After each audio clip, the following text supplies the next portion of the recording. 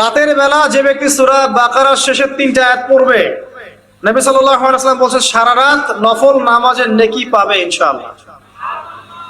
সারা রাত কি তাহাজ্জুদ পড়া খুব সহজ? কঠিন আছে। আরামের ঘুম ভেঙে এটা করতে হয়, কিন্তু ঘুমানোর সময় যদি সূরা বাকারার শেষের 3টা বা 2টো আয়াত পড়ে ফেলেন, ইনশাআল্লাহ তাআলা সারা রাতের জন্য যথেষ্ট হবে। মানে সারা রাত আপনি ইবাদত করলে যে নেকি পেতেন, এতেই হয়ে যাবে ইনশাআল্লাহ। আল্লাহ পাক তৌফিক দান করুন, আমিন।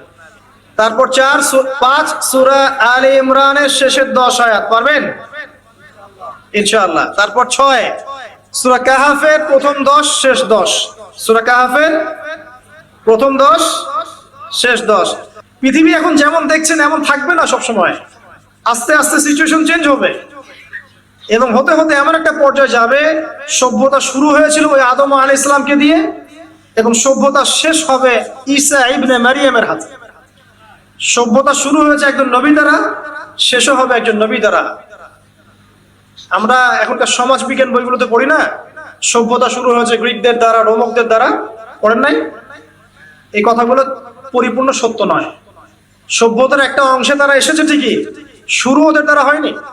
ওরা পৃথিবীকে সিভিলাইজড করে নাই, বরং প্রত্যেকটা সভ্যতার ধারক বাহক ছিল নবীগণ।